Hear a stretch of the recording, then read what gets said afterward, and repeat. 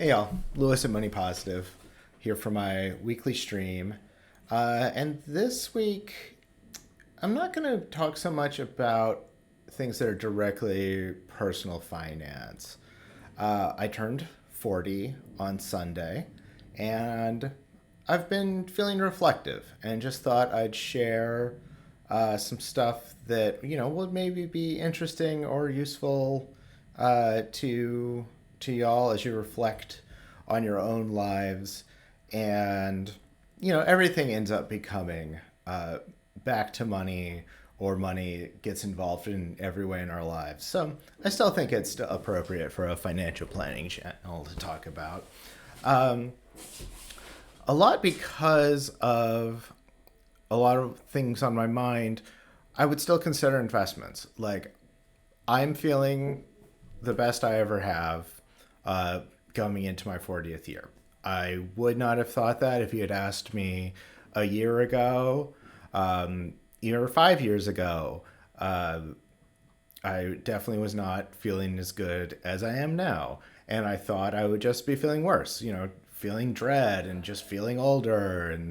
Um, but instead, I found myself coming into my 40th birthday feeling better than I ever have. And I've certainly been, of course, reflecting on why. And, just feeling very grateful about that. This isn't meant to be a flex or anything.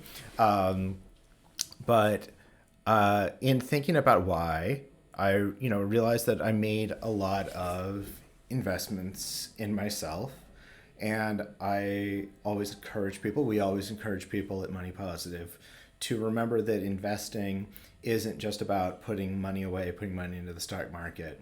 It's about investing in your wellness, investing in your skills, your education, your community, your environment, and I think that I'm feeling good right now because of the work I've done and the investments I've made in myself and in my community and in my wellness. I've been very fortunate to be able to do that. Not everyone is able to do that, and I've had the fortune of just being healthy and having family around and friends. I'm one of the luckiest people that's ever lived, and I know that, and I hope no one feels like if you're in a harder place that this doesn't feel bad or reflects, because I've been there. I've had probably more than my share of struggles over the last couple decades, and that was one of the things that got me thinking about it. Was coming into 40 does feel a little different. Um, it feels like a new era. Like, my adulthood is now. I've been an adult as long as I was a child, except now I can remember it, because you don't remember your first few years as a child. Um, so it's one thing to be an adult. It's another thing to have been an adult for 20 years and to know that I've, hopefully got another 20, 30, 40 years of being an adult ahead of me. Um, Investing in relationships has been really important. Being there, for my friends and partner and family has been really important, and ends up, coming back to me in my life. Um, Investing in my health. Going into 39, I was not feeling great. Years of like COVID and overwork. My health was not great. I uh, had gained a lot of weight. I was losing my hair. And I just luckily somehow got myself up, and knew I needed to do something about it now, because it was only going to get harder over time. Like, I mean, maybe just because I was staring at, 40 around the corner. And I went to a doctor for a checkup, and they found that, I wasn't in terrible shape, but some of my indicators were definitely on the low end. And I got some, just to take some prescriptions that were actually, like, I didn't even do through insurance because it was cheaper to do them outside of insurance. Um, that really helped me start feeling. I'll just tell you, they were testosterone. Like my testosterone was low from years of sitting in a chair, working at a computer, having a bad diet because I'm just working all the time. So I was feeling the effects of it, and uh, they ended up giving me a prescription that helped with that. Which helped me get the energy to start exercising again. I started going to see a personal trainer because I knew that if I wasn't, which was really expensive, and I was only able to do it for a fixed amount of time.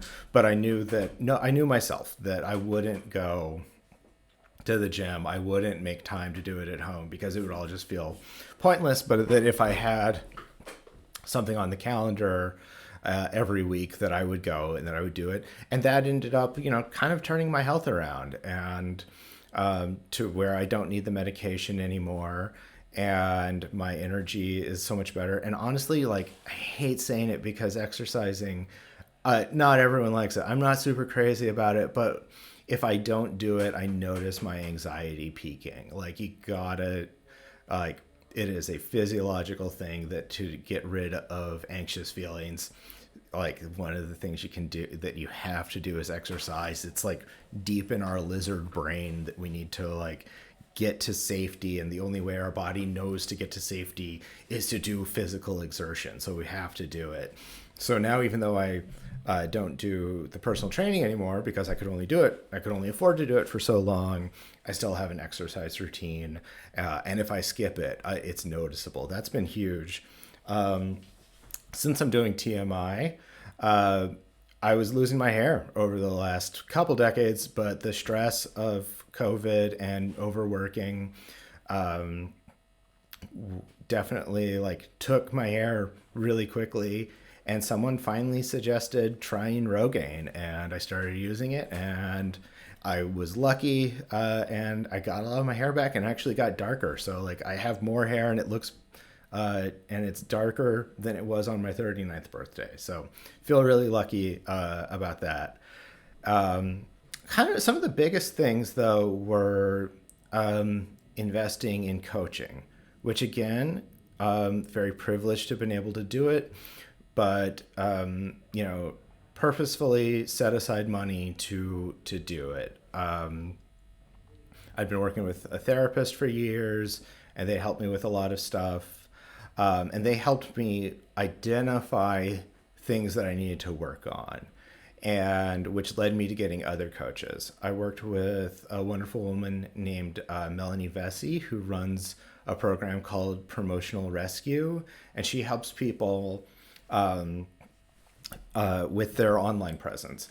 I went to her because I was thinking about doing a podcast unrelated to finance. It was about my environmental work, and I ended up deciding not to do the podcast because I'm already doing too much. But in the course of talking with her, realized that I really needed to work on my online presence. And she taught me a lot. She helped me get a new website up, got me to go get new headshots. In fact, I was wearing this shirt in those headshots, and got me to think about audiences instead of just my style and quirks, because I have uh, you know, very particular tastes and like to do things in maybe ways that aren't friendly to a large audience. But you have to remind me, like, your website's not for you. It's for people who've never met you. And you need to have certain things on it. You need for it to be readable. You need to have it good photos. Um, things that seemed really obvious once they sunk in, but they hadn't sunk in for me for a long time because I was still trying to be a little too precious about my online presence. And that's really helped. I think it makes it easier for people to find me and get a sense of me when they look for me, which is important to the business, which important to Money Positive, and ultimately important to our ability to do client work. One of the biggest, probably the biggest one, was working with a man named Bob Madonna, who does executive coaching, because I have found myself to be, I am the CEO of our co-op. I've never been a manager. I've like been laid off a couple times. So the idea that I would be leading people um, was pretty intimidating, and I wasn't sure, I was up for the task. And I went to Bob at the recommendation of someone who also found themselves in a similar position of becoming an executive when they never intended on it or had ever led a team before. And I was like, I need to be the team, I need to be the leader that this team deserves. And I need guidance on that. I was very skeptical of the whole idea of executive coaching.